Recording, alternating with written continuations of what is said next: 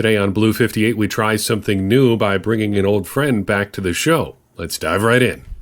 Blue 58! Hello and welcome to another episode of Blue 58, the one and only podcast of thepowersweep.com. I'm your host, Jon Meerdink. We're doing something a little bit different today. We've been toying around with the idea of how to get some more content up on our Patreon page, and this is not exactly that. Well, not straight. Hello and welcome to another episode of Blue 58, the one and only podcast of thepowersweep.com. I am your host, Jon Meerdink. Happy to be with you here for another episode. Thank you so much for tuning in. We're trying something different today. Gary and I have been talking behind the scenes a long time about how to get more content on our Patreon feed. We want to do some things for some people who are willing to support us financially. And this is kind of an example, a trial run of what that's going to be. Once a month, we're going to do a roundtable discussion about the last month of, world news and happenings in the world of the Green Bay Packers. And we're going to put that exclusively on our Patreon page. This is the first one, and we're going to give everyone in the feed a chance to listen to it just to see how it goes. If you like it and you're a Patreon supporter, look forward to seeing some more of these on a monthly basis. If you like it and you're not, well, consider joining us on patreon.com/thepowersweep. $1 a month is going to get you access to everything that we do going forward. And if you don't like it at all, well, don't worry. We'll be back to our regularly scheduled programming next week. But for right now, we're just going to introduce the show as it'll appear on the Patreon page going forward. Give it a listen. And like I said, if you're a supporter, look forward to more of these coming out in the future. I'll be back after our discussion. Enjoy.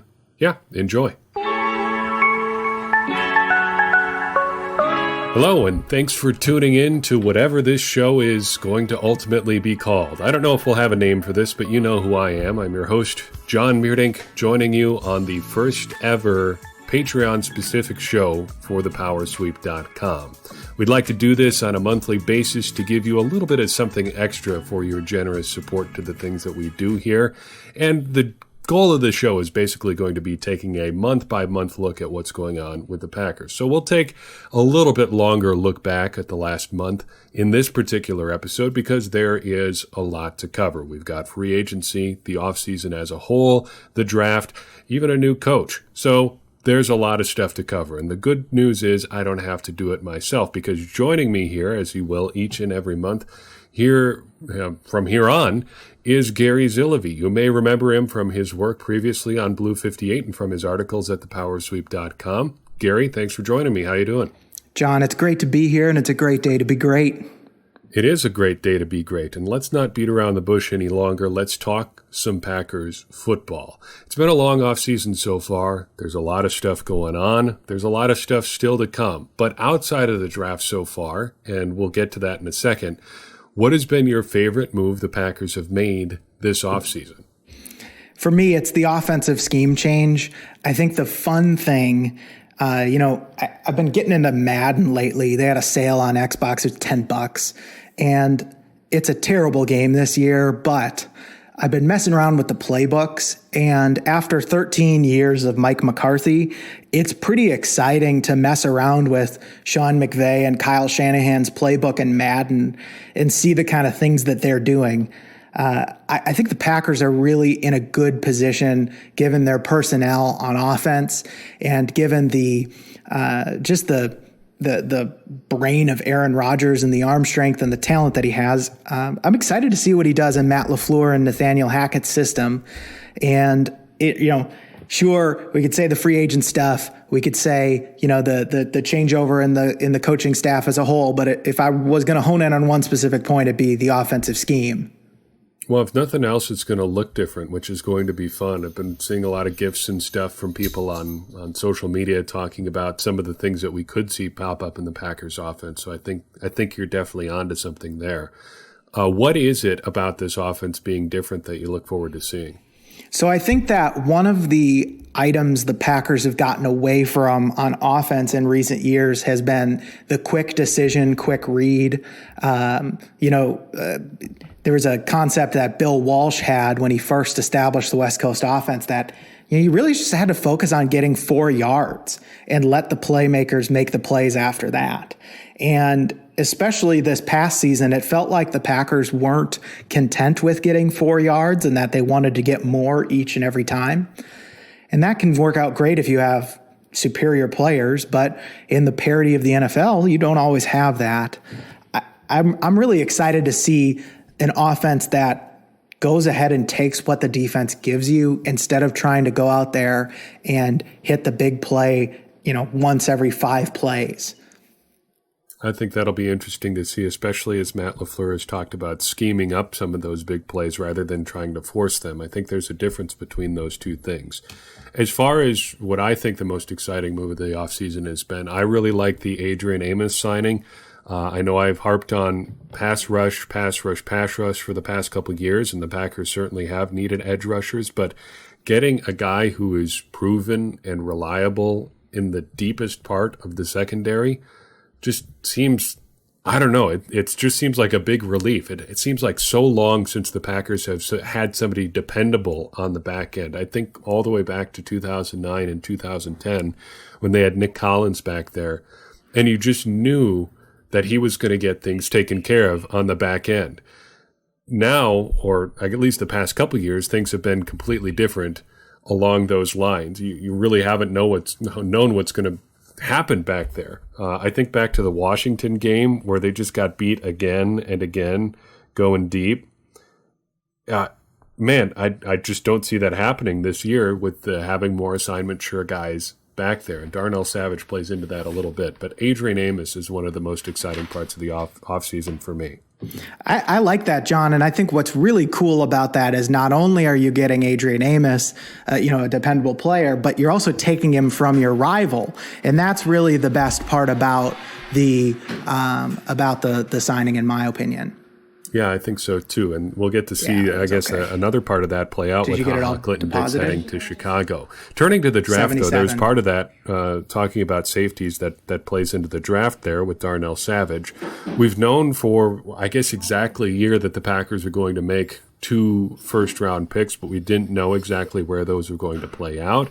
The Saints pick ended up being 30th.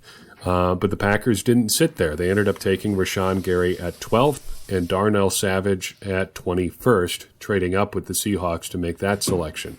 What do you think of those first 2 Packers draft picks? John, it's pretty cool to draft a guy whose last name is your first name.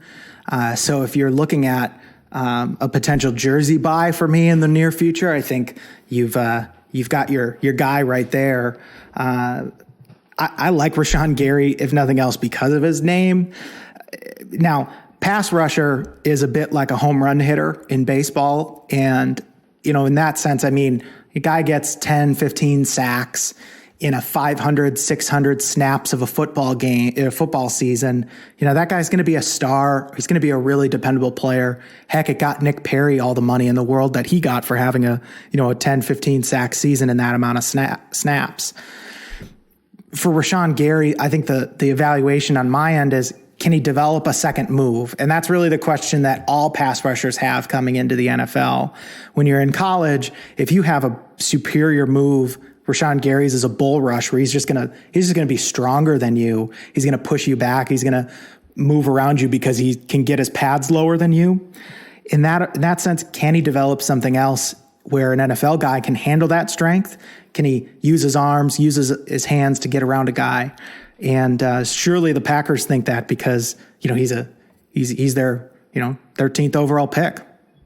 Yeah, and I think if you're taking a guy that high at 12, you really got to think he's going to be a star player. If he can get 15 sacks and 500 snaps, like you mentioned, that would be the kind of production that you want from that kind of pass rusher. I've kind of come around on Rashan Gary.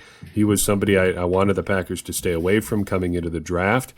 I don't know if I've fully gotten there yet, but I think the good thing about it is you can see the thought process. You can see what the Packers like about him, and you can see what they were going for with the pick. Now, that doesn't mean it's a good pick, and we won't know for a while if it's a good pick, but I do like that there's at least a method there. What about Darnell Savage, the safety the Packers took 21st? So, John, I'm going to hit you with a little football knowledge on Darnell Savage. there's 4 things you're looking for out of your safety in a defense. Number 1, they're going to line up close to the line of scrimmage, try to stop the run. Number 2, they're going to blitz the quarterback. Number 3, covering deep and being the only last line of defense.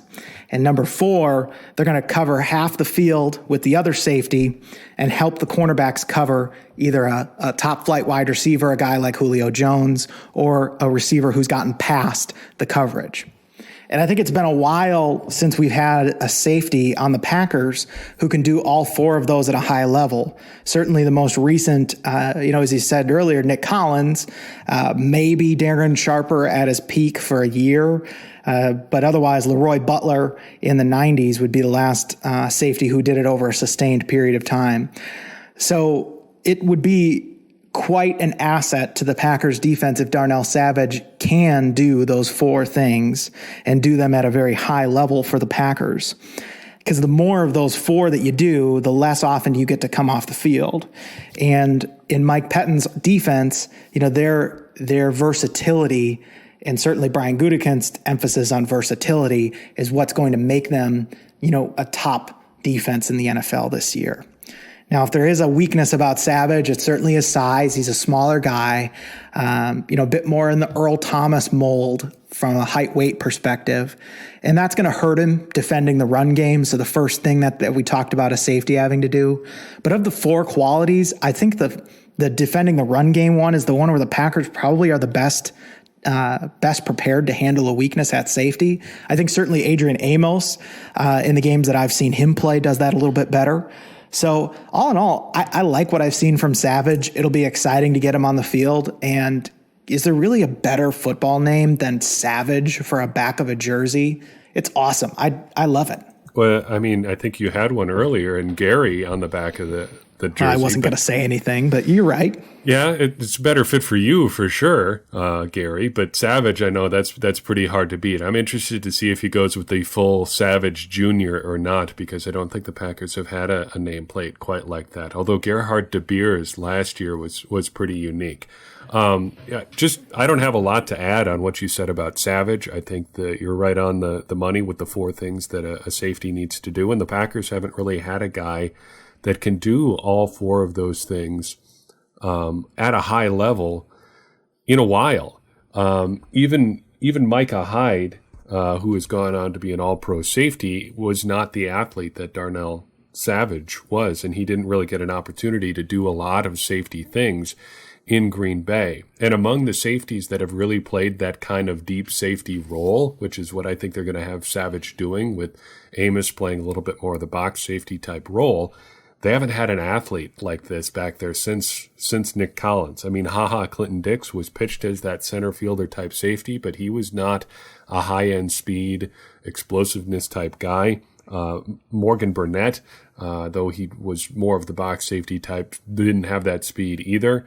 Even back to trying to replace Nick Collins with Charlie Peprah. I mean, that is a classic example of a guy who got by on instincts and knowing where to be as opposed to just overwhelming athleticism.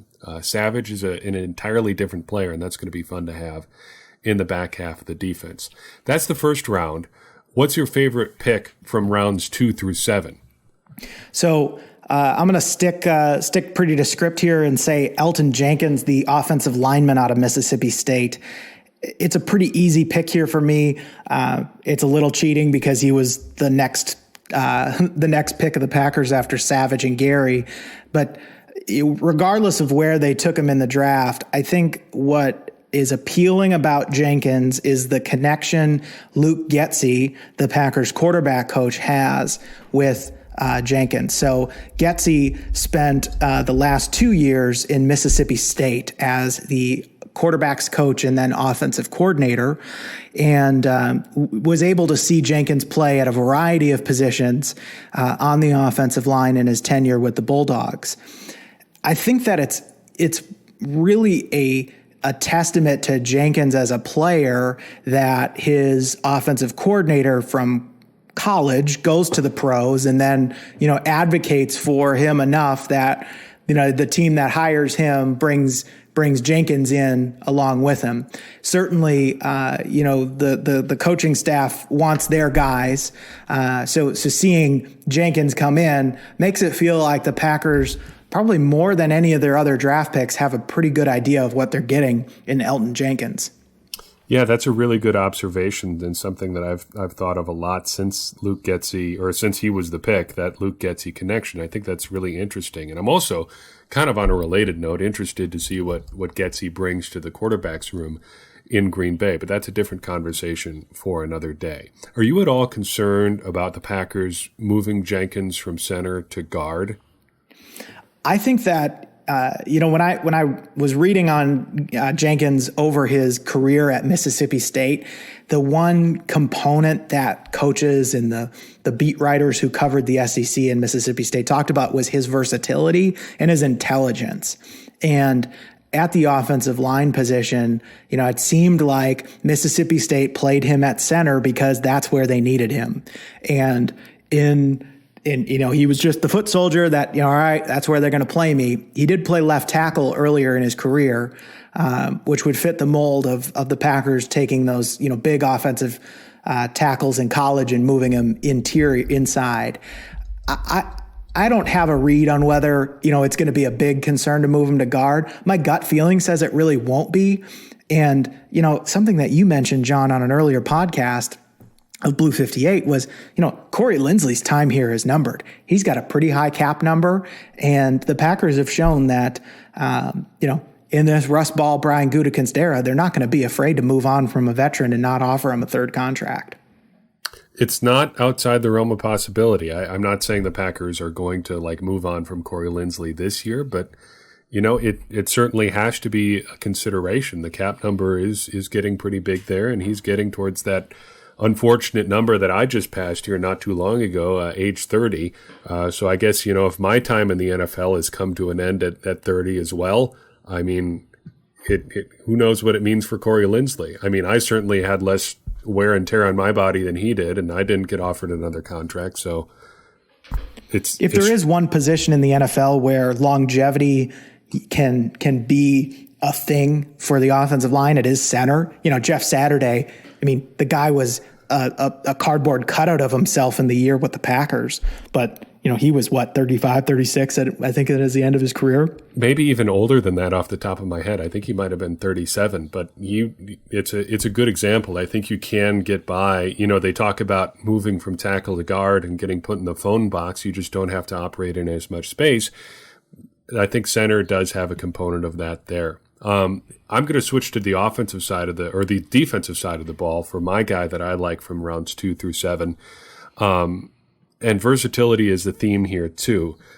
Kingsley Keke is the guy I like, the 5th rounder, another SEC pick for the Packers. Although Texas A&M, are they a real SEC school? I don't know if you really, if you want to split hairs, yes, they are. They're not the SEC legacy that some of these other schools are with the relatively recently alignment there. But you talk about versatility. He played all over the defensive line there. That fits with what the Packers have increasingly wanted from their defensive linemen. And what appeals to me about him is he's a guy who has added and lost weight, but the Packers aren't spending a high round pick on a guy who doesn't really have a defined role. So the Packers did a lot of that adding and dropping weight with Mike Neal and Dayton Jones throughout their stays in Green Bay, and it never really worked out. And that made it more frustrating because those guys were 2nd and 1st round picks respectively. Keke is a 5th round pick. So there's a lot less pressure, I think, for him to really have to find a role and excel at a high level. He can just do whatever the Packers need him to do, and as long as he's on the field, it's a plus for them. The other thing that I like about him is that he gives me a little bit of a scare every time that I have to say his name, because in his NFL.com draft profile, they give the official pronunciation as Keke, but I've heard Kiki and Kiki elsewhere. And I'm just too afraid to learn what it really is at this point. So it's fun to have that moment of just am I looking like an idiot every time I say his name? See, that's where the football meathead culture is really great because you could just call him Big K. Yeah, there you go. What up, K? Although you to wouldn't that want point, to call though, him... John, I think that your comment on Kingsley, Mr. Big K, is spot on. I do like his versatility, and to further the connection between the coaching staff, let's not forget that Jerry Montgomery, the Packers defensive line coach, spent a hot minute, and I do mean a hot minute, with Texas A&M and on Jimbo Fisher's staff before coming to work back with the Packers under Mike Pettin. So he certainly knows Kingsley, at least prior to the draft, and would certainly have relationships with the Texas A&M coaching staff to get a good read on him as a prospect. Yeah, and I know it gets a little bit, in the weeds when you talk about guys outside the first, second round not being super strong, but is there a draft pick that doesn't seem like that you just have a bad feeling about? They're all lottery picks. Everybody, I think after the second round, maybe even the third round, you're just kind of taking a flyer on a guy and seeing if he's going to turn into something. So I think in that sense, what I like about the Packers draft class this year is you're not necessarily counting on contributions sitting here in mid-May from any draft pick, I would say, past Elton Jenkins, your 44th overall pick. I think the rest of them, they don't have high expectations, organizationally to try to put, 10, 15, 16 starts together in their rookie year. So from that point, I think you evaluate the draft picks on their expectations being so high that their output in what they're able to do as a rookie can't match it. And the easy target here for me is tight end Jace Sternberger, again, out of Texas A&M. I think he's going to have a lot of pressure externally.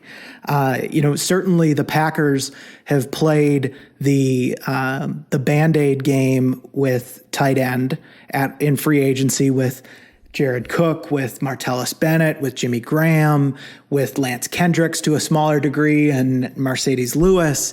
And now you've got really your first true draft prospect since, I'd say, DJ Williams, the Arkansas tight end, and then Jermichael Finley before him. And maybe God's gifts, Andrew Quarles is in there as well. And I think that out of those four, Sternberger, Quarles, Williams, and Finley, Finley's kind of the biggest comp. Texas guy, athletic freak. People kind of think he's a game changer, can tilt the field. You see that, the Joker tight end role is kind of something you'll see if you read the profiles on Sternberger. And I just think that's a lot of pressure to put on a guy that, really needs to improve as a blocker, all the platitudes you hear about rookie tight ends.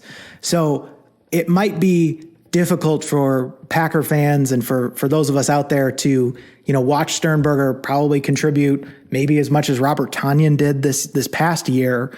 And then further adding to that is that his position coach, Justin Outen, has never coached tight ends at the NFL level. Really, his only experience coaching tight ends would be at the high school level, which he also did in Texas. So I'd say Sternberger for me. I'm with you there on Sternberger, although I think it's for a little bit of a different reason. If you look at the draft as, being 3 rounds long or 4 rounds long, everybody after round 4 or so being a real true lottery pick, you got to look at the first 2 or 3 rounds really critically, really think about what you're getting from these guys. And I think for everybody but Sternberger, there's a pretty clearly defined role for them this year in Green Bay. Sternberger, though, is the guy who has to grow into a role a little bit. He's going to have to figure out, like you said, how to be a blocker at the NFL level. He has to figure out how to win as a receiver when everybody who is as athletic as he is. And he's one of the Packers draft picks who isn't just a super duper athlete this year. He needs to develop more than anybody else. And so of the Packers draft picks this year, he is the guy that I have the most questions about, just because he's the only one of the guys where you're really counting on impacts from your draft picks who doesn't really have the sort of skill set where you say, yeah, I can see it at the NFL level for sure right now. I mean, Rashan Gary is a stellar enough athlete that he should be able to figure out. Darnell Savage has a clear role on the Packers. He's going to be pretty much their starting deep safety from day one, no matter what the depth chart says. Elton Jenkins just needs to kind of cause chaos on the offensive line, try to take somebody's job at one of the guard spots or compete long-term at center. Sternberger, it's not really clear, and it's going to be a little bit of time before we really know what he is. Building off the draft, building off free agency, building off everything that's happened so far this offseason, you kind of are left with one big question, and I'm interested to see your answer here. Do you think the Packers are better now than they were at the end of the 2018 season? Yes. And here it's important to note better is in my opinion not necessarily record-wise next season, but I think that the team, the quality of the players and the quality of the individuals on the coaching staff and in the front office is higher. I want to focus on two things to answer this question, to give you a little bit more context to why I'm saying yes. The first is something that Pat Kerwin, an NFL analyst who wrote the book Take Your Eye Off the Ball, which is a great read, talks about, which is the importance of rookie starts. So consider that most NFL players don't make it past 4 years in the league, and you're going to make your biggest jump developmentally as a player between your rookie and your sophomore season. So that first and second year, that's going to be your biggest jump. So you want to look at teams and see how many starts their rookies had the previous year to get an idea of, if they're good enough to get on the field and start as a rookie, then likely they're going to be able to make a jump as a second-year player. To that end, the Packers really haven't had – the Packers had 53 total starts by their rookies in 2018, which is almost double what they had from rookies in 2017 and triple what they had from rookies in 2016. So Brian Gutekunst has done a really good job of turning over the roster and bringing some high-end young prospects who should be able to peak in their second year. Every roster is going to have its ebbs and flows, so it's not like you always want to be number one in rookie starts every year, but it's a bit like a garden. You look at it and you see, looking at it in June, and you see some stuff starting to bloom, and you see some fruits that, we might have a good crop of this or that. And that's I think that 53 number is a really good sign for Packers fans. So I really like what you're thinking there. 53 starts by rookies is a lot. And I think a lot of that is going to come late in the season for the Packers last year, where they were really churning the roster as the team really got beat up. But that kind of plays into one of the things that I think is going to be different for the Packers in 2018.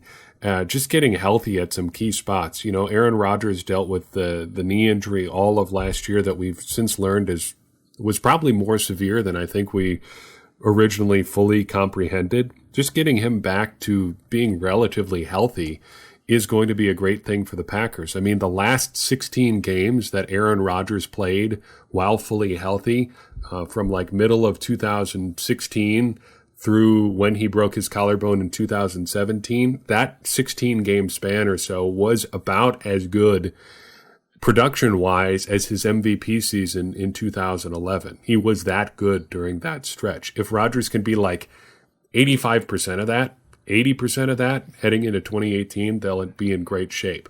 The Packers also have a deeper defense now than they did at the end of 2018, and that just really helps a guy like Mike Pettin, who does a lot of different personnel groups and a lot of different roles for really specific players. That'll be a big benefit there.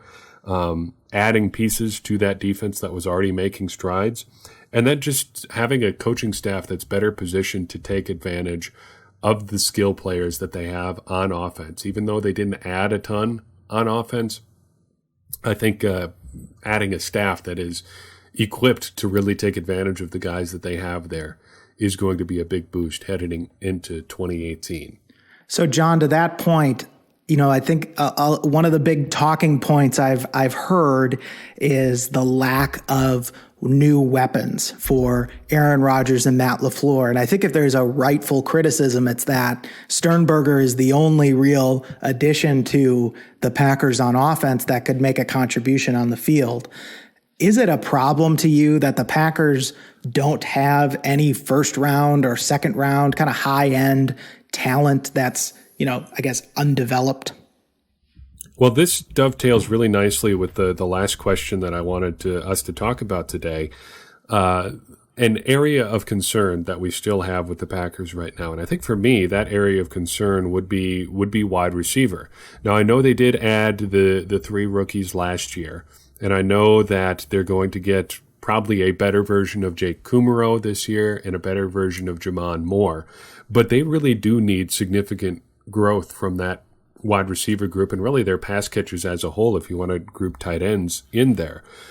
Just this week, Football Outsiders released their adjusted games lost formula or calculations for 2018. You can look up the entire details of what that means, but basically it breaks down to, hey, this is where you lost the most games on your roster due to injury. And the Packers were really hard hit at wide receiver last year. One of the hardest hit cores in the league was their receiver core, and that directly affected their offensive output. And they didn't get a lot of production from further down the depth chart. It was nice to get some stuff from Marquez Valdes-Scantling and Equanimeous St. Brown over the balance of the season, but they didn't do anything that really buoyed the Packers beyond like a replacement level. They really need some solid growth from those guys this year. And if they don't grow, and I'm not saying they won't, but if they don't, the Packers are really up a creek here because they didn't add any veteran talent there. They didn't add any new talent in the draft. That's an area to watch. It's probably a relatively good problem to have among the universe of concerns you could have about a football team heading into a season, but it still is a concern for me. What about you? What's one area of concern you still have? I think the biggest concern, my area of concern is the number of challenges facing Matt LaFleur as a first-year head coach for the Packers. Gone are the days in the NFL where a team could hire a head coach and give him 3-4 years to set up his scheme and to figure out what his team was going to look like. That is not going to be the case with Matt LaFleur. He's got to win, and he's got to win right now. However, I think, you look at his biggest concerns with Aaron Rodgers and challenges you really can't change him. Aaron Rodgers is who he is right now. And he's had 13 years in an offensive scheme where really, it's different than what LaFleur is going to coach. Both of those are concerns that Mike McCarthy faced with Brett Favre when he came in 2006. To the point of the first round skill position players, really like what you said about the wide receivers. The only first round skill position player that McCarthy had when he inherited the Packers in 2006 was Bubba Franks. And boy, what a skill position player Bubba Franks was in 2006 and beyond. Wow. I mean, among offensive linemen who caught passes, he was one of the better ones. So, and I loved how his yards per carry was about equal to the distance that he could fall down after he made a catch. Probably my top 5. He was very Bubba tall. Franks. You can say that about Bubba Franks. He sure was. So, to that point, your biggest thing that LaFleur's facing outside of that is he built a staff, especially on offense, that doesn't have a ton of NFL experience. I think Nathaniel Hackett has got to be his most veteran, assistant, and certainly has had some experience in the NFL level as a coordinator. Certainly not the case when McCarthy came in. Jay Gudzinski was his first offensive coordinator for the first year. He retained Campen. He retained Edgar Bennett, the offensive line and running backs coach at the time. And Joe Philbin hung around from the Sherman year over to McCarthy. So a little bit more presence on the offensive staff for McCarthy in his first year than what LaFleur will face. But interestingly enough, if you look back at McCarthy's first year, Jeff Jagodinski and James Campen changed to a zone blocking scheme in 2006, which coincidentally, the same thing Matt LaFleur is trying to do in 2019 with the Packers. So the challenges feel daunting for Matt LaFleur.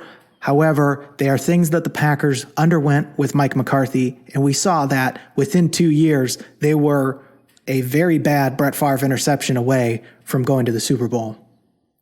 And if there's anything that Aaron Rodgers doesn't do, it's throw bad interceptions. Only 2 this last year, and I think we can count on him to not throw directly to a New York Giants defender should the Packers end up in the NFC Championship game 2 years from now. Imagine if David Football Gettleman puts together an NFC Championship team. I was just going to say, I think we can at least count on it. Should the Packers get back there, they won't have to face the New York Giants. I don't think they're going to be there within 2 years. But you never know. Well, Gary, I thank you for joining me, and I thank everybody for tuning in. I hope you enjoyed this first instance of our, Patreon show, I guess. And if you appreciated it, tell some more people about it. Tell them to support what we do here on thepowersweep.com and via Blue 58, all of the different platforms on which we work. Again, thank you for listening. We really do appreciate it. And we'll see you next month with another edition of this year's show. Bye for now.